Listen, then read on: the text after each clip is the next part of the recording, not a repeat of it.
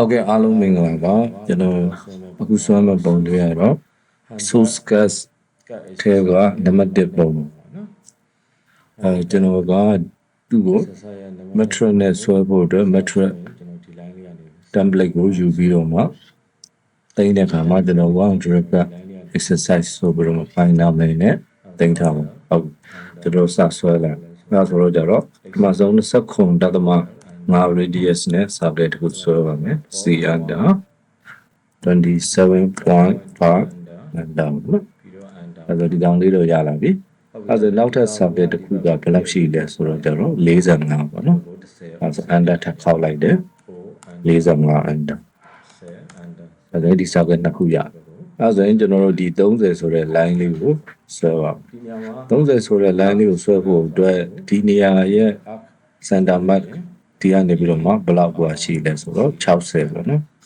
ဒီအထိမဆွဲတော့ပါဘူးကျွန်တော်ဒီနားလေးအထိပဲဆွဲပါမယ်ဒီကနေပြီးတော့မှဒီနားလေးသူ့ရဲ့ center အထိဆိုရင်အကွာ weight ဘလောက်ရှိလဲဆိုတော့60ရှိတယ်ပေါ့နော်60ဟုတ်ပြီဒါဆိုရင်သူ့ရဲ့လေအားက60 angle ကိုတွက်ကြည့်တဲ့အခါဒီကနေ30လို့ပြောထားတဲ့အတွက်ကျွန်တော်တို့တိုင်းမှာဒီကနေတိုင်းမှာဆိုတော့60ပါနော်အဲ့ဆိုတော့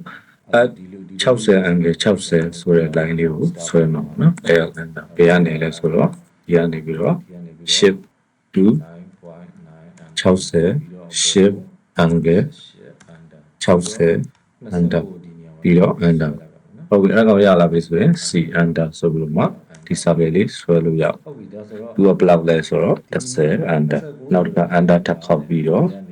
ထပ်ဆွဲမယ်ဘလောက်လဲ18 under ဒါဆိုရင်ဒီ survey နှစ်ခုရအဲ့ဆိုဒီ survey နှစ်ခုရလာပြီဆိုတော့ကြတော့ကျွန်တော်တို့ဒီမှာ train လိုက်နော်ရ under ဆိုတော့မှဒီကောင် click under ခောက်ပြီးတော့ဒီဘိုင်းကို train လိုက်နော် under ဟုတ်ပြီ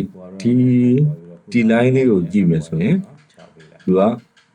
ဒီကောင်နဲ့ parallel ဖြစ်တဲ့ line ပေါ့နော်ဒီ line နဲ့ parallel ဖြစ်တဲ့ line အဲ့ဒါဆိုရင်ဒီကောင်ရဲ့ radius က18မလို့သူ့ကို offset 18ပြလိုက်ရင်ရအောင်under 18 under ဆိုပြီးမှဒီကောင်ကို offset 18ပြလိုက်ရင်ရအောင်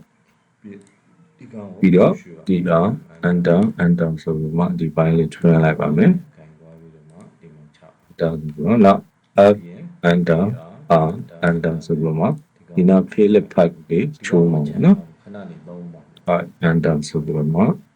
နဲ့တူနဲ့ Philip pipe ချိုးပေးလိုက်ပါနဲ့ဟုတ်ကဲ့အဲ့ဒါဆိုရင်ကျွန်တော်တို့ဒီကောင်လေးကိုဒီ subject နှစ်ခုရဲ့ဒီက line တစ်ကြောင်းရဲ့ဒီအပွေးလေးရဲ့ကိုမှရလိုက်ပါ I under ဆိုပြီးတော့ဒီ quadrant ကနေပြီးတော့ order ဖွင့်ထားပါတော့ဒီလိုမျိုးလေး mirror line ယူလိုက်မယ် under ခောက်လိုက်ပြီဆိုရင်ကျွန်တော်ဒီကောင်ကိုပြအောင်တို့နှစ်ခုကြားကို fillet ထပ်ချိုးပါမယ် under under တန်ဖိုးကဘယ်လောက်လဲဆိုတော့17 subcon under ဟုတ်ပြီဒီ line ကနေပြီးတော့ဒီ line ဒါဆိုရင်ကျွန်တော်တို့ဒီကောင်လေးရလာအဲ့ဆိုအဲ့ဒီကောင်လေးကိုရှိရပါတော့ဟို under အောက်ကို mirror ရလိုက် I under ဆိုလို့မှ 20.4 under ဆိုရင်ဒါရပါဘူး ကောင်ဒီဘက်က offset ပြလိုက် ဟုတ်ပြီဒီကောင်လေးတွေကိုကြည့်မယ်ဆိုရင်သူတို့အပေါ်ဝေး h ရှိတယ်ဒါဆိုဟိုဘက်ဒီဘက်ကိုပေါ်ဒီဘက်ကိုပေါ်ဒီ line ကို offset ပြလိုက်ဟို under or under ဆိုလို့မှ ဒီဘက်ကို train လိုက်တယ် under ပေါ့နော် under ပြီးတော့ under နော်ပြီးရင် trim ဖြတ်လိုက်ဒီ ပြီးတော့ under ဆိုလို့မှဒီနေ့ကြားထဲမှာ trim ဖြတ်မယ် under ဆိုလို့မှဒီနေရာမှာဒီဟိုဟာတစ်ခုပုံထဲမှာတစ်ခုဟို data lag ဖြစ်နေတာပြီးရင်ဒီ line ဖြတ်လိုက်ရှိပါတယ်အဲကောင်ဘာလဲဆိုတော့ဒီ line ရဲ့ဟုတ်ပြီအဲ့ဆိုဒါ အဲ့ဆိုအဲ့ line နှစ်ခုကိုဘယ်လိုရေးပွားလိုက် under ဆိုတော့ A under ဆိုတော့မှသူ့ရဲ့ map ပွားရနေပြီးတော့မှပူလာဆိုတော့ under ပေါ့နော် center point ကဒီမှာ ဘိုင်းကို train လိုက် item က6ခု associated under ဆိုတော့ no ဘိုင်းကို train လိုက်ပြီးတော့ under ခေါ်လိုက်မယ်ဆိုရင်ကျွန်တော်တို့ဒီလိုချင်တဲ့ပုံလေးကိုဒီမှာရတော့နော်ဒီပုံလေးကို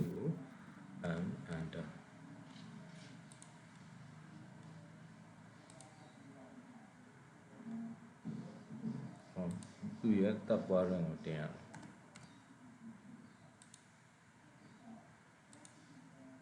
ပြီးတော့ F under R under 10 under ဆိုပြီးမှသူနဲ့ကိုဖေးလက်ချုပ်ပေးလိုက်ပြီးတော့ဒီ line ကိုဖြတ်လို့ရပြီးတော့ဒီ R under ဆိုပြီးမှဒါ train လိုက်ပြီဆိုရင်ကျွန်တော်တို့လိုချင်တဲ့ဒီပုံလေးကိုရအောင်နော်